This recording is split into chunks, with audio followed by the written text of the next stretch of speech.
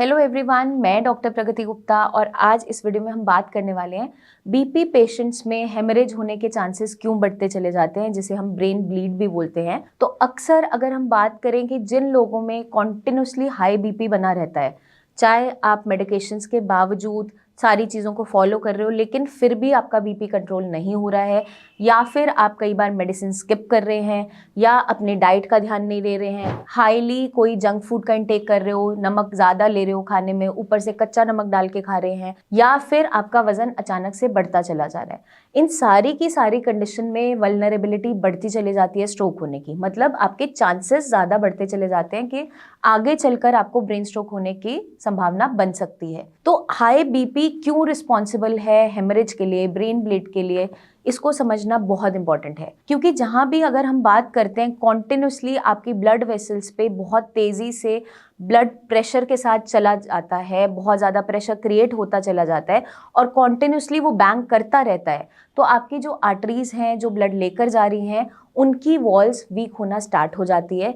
बार बार वहाँ पर अगर चोट लगती रहती है हाई ब्लड प्रेशर के कारण, तो एक दिन ऐसा आता है जहाँ वो रप्चर हो जाती है, मतलब नस फट जाती है।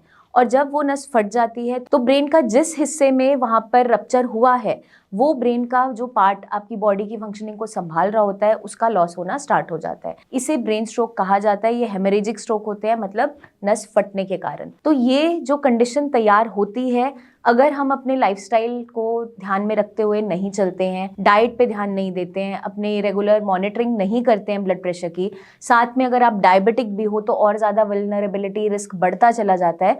तो ये सारी चीज़ें हमें ध्यान में रखनी बहुत इंपॉर्टेंट हो जाती है।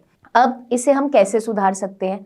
क्योंकि कुछ लोगों में, कुछ पेशेंट्स में मैंने ये भी देखा है, एक बार स्ट्रोक होने के बाद चांसेस बढ़ते चले जाते हैं, दोबारा भी हो जाता है, 3 बार भी हो जाता है। तो अक्सर हमारे पास पेशेंट्स आते हैं, क्लिनिक में विजिट करते हैं, वो डरते भी हैं कि मैम अब मुझे एक बार स्ट्रोक हो गया है, चलो मैं कोशिश कर रहा हूँ रिकवर होने की, लेकिन क्या मुझे ये लाइफ में दोबारा भी हो जाएगा?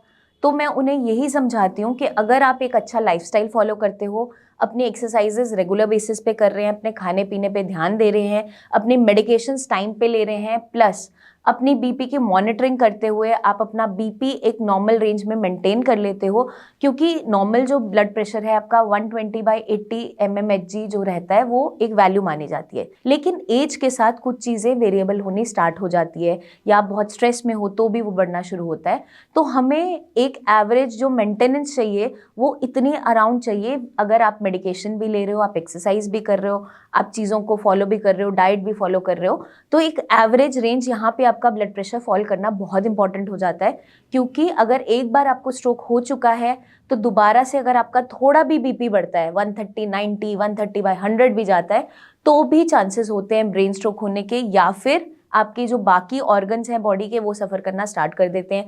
जैसे आपका किडनीज हो गया, हार्ट हो गया, मेजर वाइटल ऑर्गन्स हो गए, लिवर हो गया, इन सब पे कोई ना कोई इम्पैक्ट आना स्टार्ट हो जाता है। इसलिए इंपॉर्टेंट हो जाता है बीपी को नज़र में रखना, डेली मॉनिटरिंग करना, रेगुलर फॉलोअप्स लेना, एक्सरसाइज करना और अपनी डाइट को मेंटेन करना। डेली बेसिस पे अगर आप प्राणायाम करते हो, योगा करते हो, एक्सरसाइजेस करते हो, डीप ब्रीदिंग करते हो, स्ट्रेस से बचकर रहते हैं, नींद प्रॉपर लेते हैं, तो आपका बीपी कंट्रोल में आ जाता है। साथ में आपकी जो मेडिकेशंस गाइड की है डॉक्टर ने, उनसे रेगुलर फॉलोअप रखो। कई बार पेशेंट्स क्या कर रहे होते हैं, एक ही दवाई लगातार एक बार डॉक्टर ने लिख दी और वो खाते चले जा रहे हैं, बीपी कंट्रोल में नहीं हो रहा, लेकिन वो विजिट करने डॉक्टर के पास जा नहीं रहे क्योंकि अब तो मेडिकेशन चेंज करने का टाइम आ गया है, लेकिन वो जो खा रहे हैं वो ही चलाते जा रहे हैं।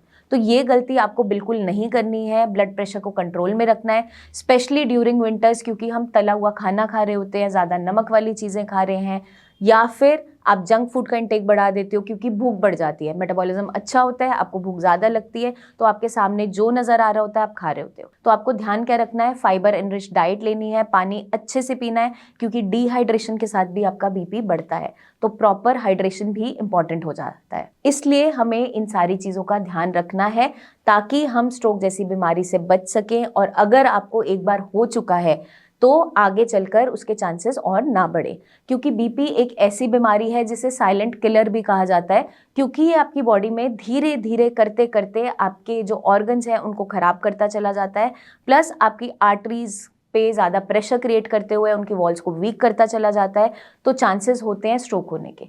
तो इन चीज़ों को ध्यान में रखते हुए आपको अपनी हेल्थ का ध्यान रखना है और अपनी रिकवरी को भी बेटर करना है। अगर आपको एक बार स्ट्रोक हो चुका है तो कोई भी लापरवाही बिल्कुल नहीं करनी है। जल्दी हम आपसे फिर मिलेंगे, बहुत और भी इंफॉर्मेशन शेयर करते रहेंगे। तब तक के लिए अपना ध्यान रखिएगा एंड टेक केयर।